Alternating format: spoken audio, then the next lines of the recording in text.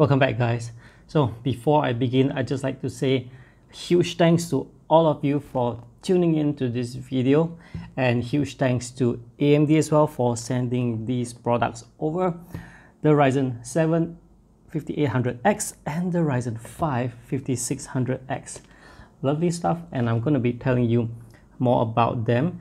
And before that, you see I have my tablet here, which I wrote a lot of things that we're going to talk about. So yeah, so in this very short period of time, given the amount of work I have around, I did manage to squeeze some time to get as much of information as I get from these two, and hopefully this information will be helpful to you viewers in your decision making on which one to buy. Of course, there are 4 models, but I have 2 just now, right now. I believe a 5900X is coming. AMD is taking this back. This is not for me to keep. We're testing it and we are rotating it among medias.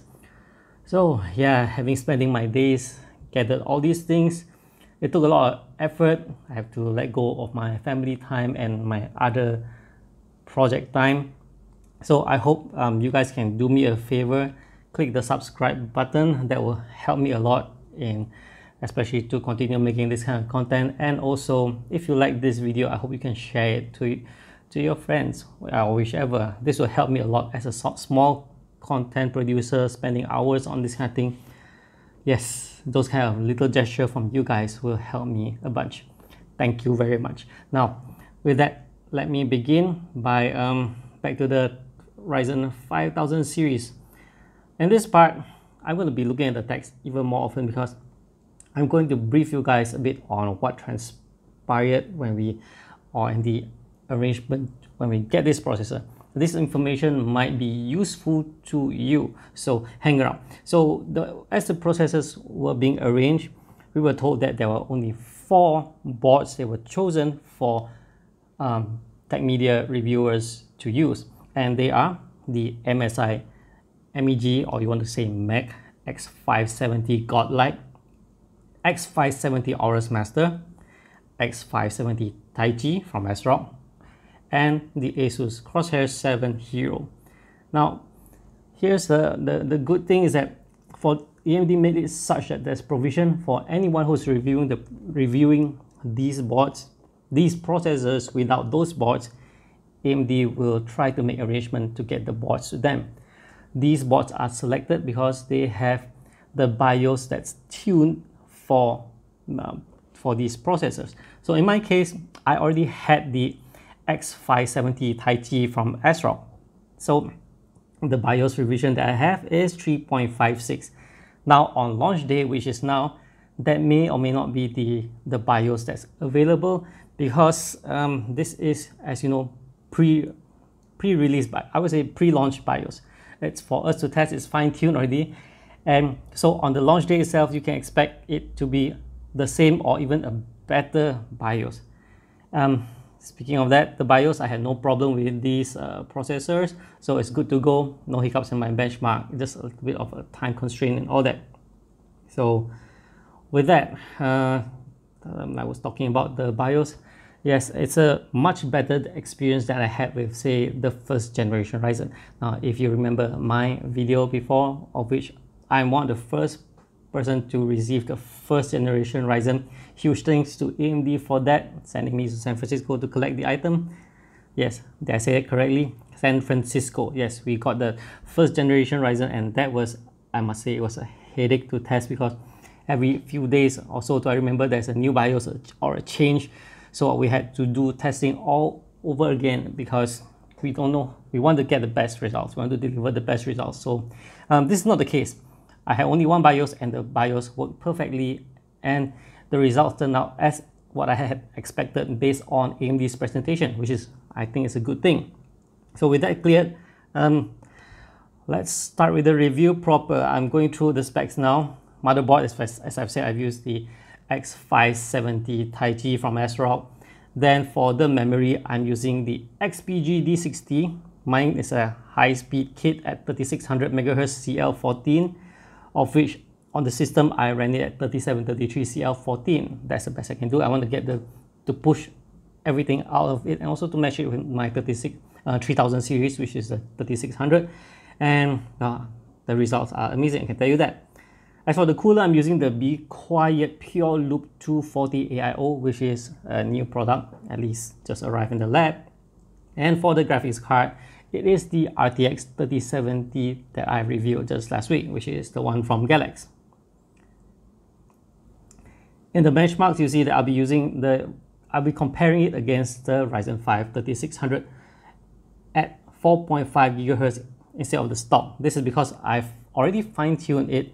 So I want to compare this one to the best that I have in the 3000 series. I do have the 3600 XT and the 3700X, but the 3600 mine, which I believe is a silicon lottery model, and it got to 4.5 GHz all core. So I'm going to use it as best as I can and to see how much more we can gain out of the 5000 series.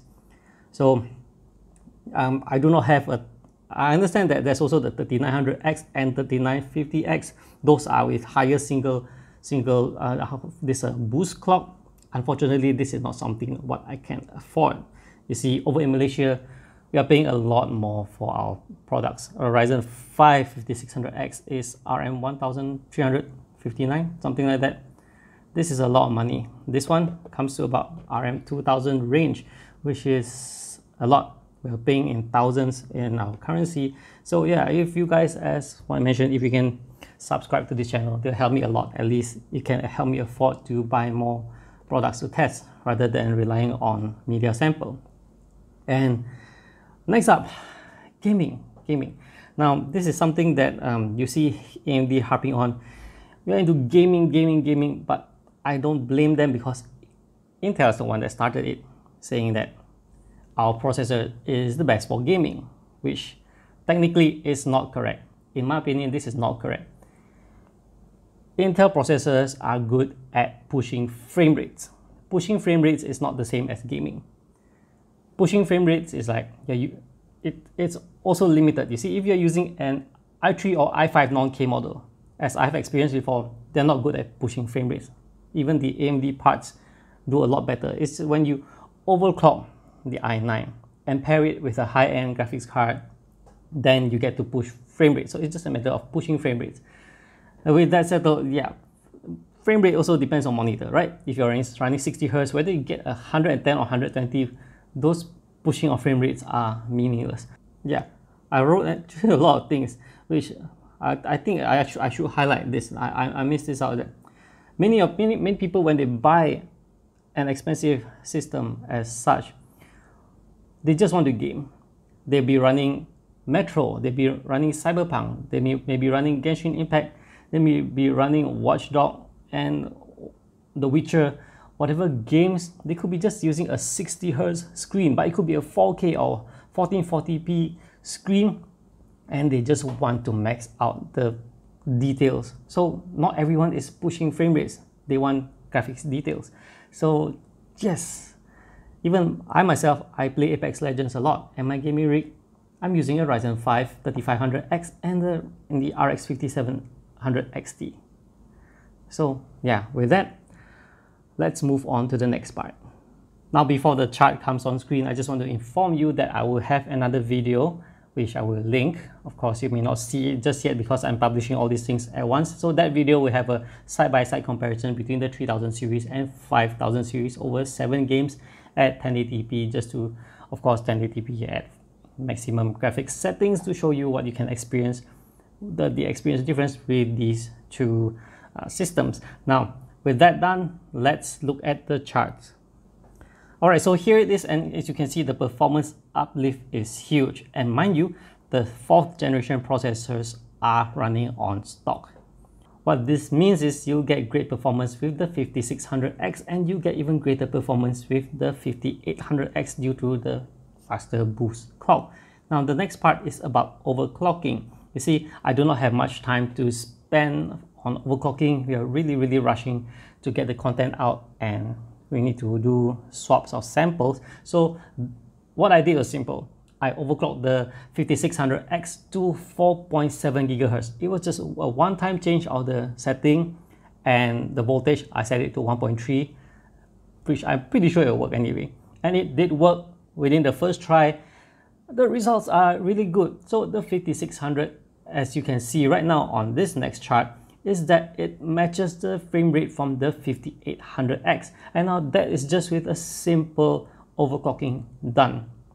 Due to manpower and time constraint, the gaming, or should I say frame rate pushing related content ends here. And also the overclocking part, really there's no point for me going into detail, simply because this the BIOS is still subjected to change. I mean, it's still new, right? And my memory kit can do 4,000 megahertz. It can. However, 3733 CL14 has a very good latency already. At 4,000 megahertz, Infinity Fabric at 2000. Unfortunately, I hit a brick wall when it comes to Infinity Fabric. I can do 4,000 megahertz of RAM, but I cannot do 1-to-1, as the Infinity Fabric wall is at 1900 megahertz no matter how hard I try. And before we go to the next part, you see, RAM kits are pricey. 3600 megahertz CL14 is pricey. I have to thank XPG for sending the kit over. If you are to afford it, sorry, I cannot afford it yet, let alone a 4000 megahertz kit. Now let's touch on productivity. Productivity test is a lot easier. So, and this test is a bit different because I fire up not just the 3600, but I have 3600, 3600 XT, 3700X, and the two of these guys. So I tested it on stuff like DaVinci Resolve, Blender, and Cinebench. So here's the benchmark. You see that the Ryzen 5 stays at the territory of the Ryzen 5, and same for the Ryzen 7 at the territory of Ryzen 7. Here in DaVinci Resolve, you see that the Ryzen 5 5600X is getting close to that of a Ryzen 7 3700X, while the Ryzen 7 5800X pulls far ahead. The same pattern applies to Blender with BMW CPU test, and also on the Cinebench R20 multi-core benchmark. On the Cinebench R20 single core benchmark, you see that the 5000 series shares a performance boost over the 3000 series. Speaking of single core tests, I do not have an i9 10900K to test, but I do have an i5 10600, and that alone is to my wallet because it's not cheap. But anyway, with ASRock's BFB on their motherboard feature, I managed to stabilize it at 4.4 GHz. So I did a normalized 4.4 GHz test, and here is the result. So you can see the 3000 series is already ahead of what Intel's offering has, while the 5000 series pulls even much further ahead. As for the thermals, I did not use the bundled stock cooler. However, I went with the other stock cooler, which is the Wraith Prism, because I use that one a lot. So it's to get a better understanding on how these processors perform. The 5600X, for example, on Blender test, it peaked at just about 73 degrees Celsius, which is good. However, for the 5800X, it cannot handle it well. It peaked at over 90 degrees Celsius, and the clock speed actually dropped to around 4.4 GHz. You see, the clock, when I saw them on load, the 5600X was at about 4.55 GHz, while the 5800X all-core at around 4.5 GHz. Using the Wraith Prism, it dropped to about 4.4. So when I went to the Pure Loop 240mm AIO, the temperatures were different. So the 5800X peaked at 85 degrees Celsius, the 5600X peaked at 67 degrees Celsius, which is good. And even the overclocked 5600X peaked at just about 77 degrees Celsius. And yes, all this is done with my ambient temperature around 30 degrees Celsius. Alright, so what's my take on these two processors? Now, if you don't mind, I'll be looking at this because I wrote my thoughts. I totally penned all my thoughts down, so I'm not going to miss any bit of it. And yes, I will be maintaining eye contact with you guys, don't worry. So what's my take on this? Yes, the Ryzen 5 5600X has a stock cooler, and even with it, it will outperform whatever 3000 series that you have. Mine, my 3600 is a fine-tuned 4.5. Pardon me for being tongue-tied sometimes. but it still got outperformed by the 5600X on stock. The 5600X will give you a lot more frame rates from cards such as the RTX 3070 and above, and a little less on the 2070 and 2080 series. However, keep in mind that whether you benefit from this frame rate boost depends on the game you play and your monitor. That means you have to factor in the resolution and refresh rate. And about the 5600X versus the 3700X, well, it does not take over the 3700X, as the 3700X is more suited for, is more production oriented, like I say, rendering video or whatever else that uses more cores. Note that I did not use the word content creation, because content creation is a very broad term, and that, well, if your idea of content creation is creating memes for your Facebook pages, then a Ryzen 5 3100 will be plenty sufficient. Even come to think of it, first generation Ryzen 3 1200 will be plenty sufficient. See, the Ryzen 7 5800X, on the other hand, it's a little bit difficult to justify, simply because, well, I feel that it suffers the fate of the 3800X. If you remember the Ryzen 7 3800X, it's a slightly faster 3700X, so most people will just go with the 3700X, and those who want more performance will head on just to the Ryzen 9 3900X. So this is pretty much what the 5800X is facing, but to make matters worse, it is at an even more difficult position, simply because 3800X is a little pricier than the 3700X, but it's not encroaching the price of the Ryzen 9. But this is not the case for the 5800X. It is at the price point of a 3900X. The 3900X has 50% more cores and threads, but the 5800X does push frame rate better. So no matter how much clock speed you have and the IPC boost you gain from the new architecture, it will not make up for the lack of core count when the situation counts on it. And with that, yeah, it shines pushing frame rate. Another thing about this, I did mention about how I did overclock this 5600X to match the 5700X. So you see, the 5800X costs more than the 5600X. They push frame rates equally well. Looking at the numbers, the 5800X is just about 3% ahead of the 5600X, of which you can overclock the 5600X to match the 5800X. Bear in mind the 5800X costs about 50% more than the 5600X. So even in pushing frame rate, I expect the 5600X is definitely of a better value. In a nutshell, the Ryzen 5 5600X is great. I like it a lot, and I'm giving it a gold badge. And I'm actually feeling a bit awkward now, keeping on reading this, but thanks for staying on, because there's really so many things to express.